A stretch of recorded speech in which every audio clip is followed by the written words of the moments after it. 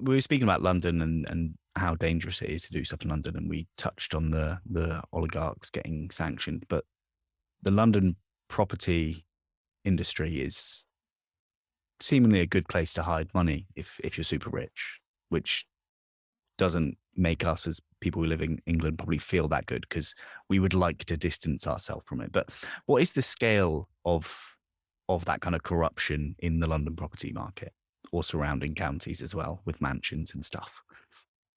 Yeah, I mean, I think the figures vary, but the problem, just sort of to answer your question the correct way round, really, is the problem is that people are able, until about 2 weeks ago, to buy property through an anonymously owned company in the UK, which means you don't actually know who owns it.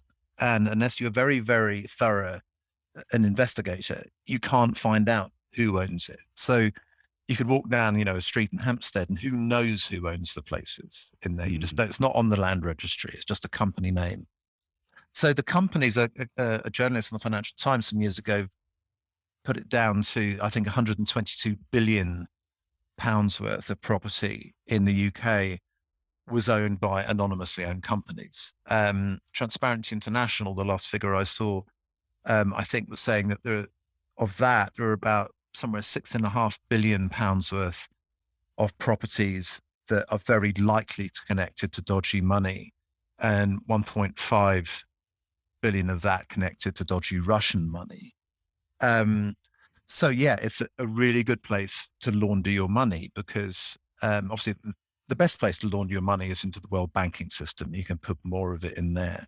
But then fixed assets like property. And so one of the chapters in the book, I focus on the former secret police chief of Kazakhstan and his family. So his wife was a daughter, or is the daughter of, was the daughter of the president, Yeah. the daughter of the president at the time.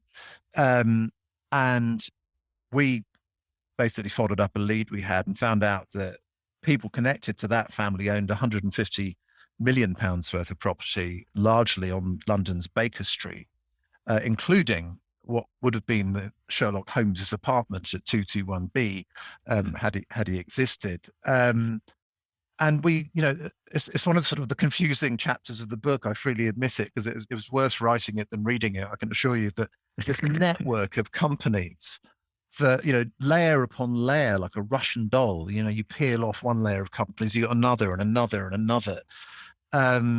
So in the end, we couldn't work out exactly who owned it, other than the fact we could say it was connected to that family. And I sort of touched on this earlier on. We released that information. We sort of used the Sherlock Holmes angle because the media love that kind of thing. And we produced a report called Mystery on Baker Street, and talked about it. And David Cameron was doing a sort of a business touting tour at the time, and at a speech in Singapore announced that he would bring in a law to make the foreign ownership of UK property public information. So, we in Transparency International UK particularly worked on that. And that was like a real victory, except Brexit happened, Cameron resigned, the Yeah. political champion of that had gone.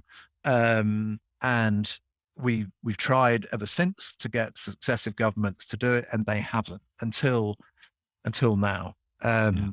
When suddenly everyone's got very keen on sanctioning oligarchs. They should have been doing this a long time ago. It should not have taken a war.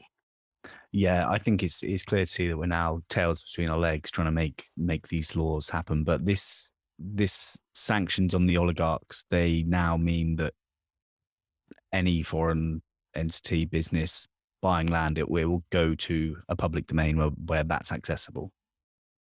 Is that? Yes, basically, I don't know exactly how it'll look, but yeah, you'll be able to find out who owns, if they write the law in the right way, who owns any property in the UK. That's what we need to have. Mm. We've already worked in the past on secret ownership of companies, because so many corrupt deals were done under the guise of a company you didn't, registered in the Virgin Islands, or indeed in the UK, and you couldn't find out Mm. who was behind that either. We've done more investigations onto that. But yeah, so that's hopefully what we'll get from that law. That's what we need. Yeah.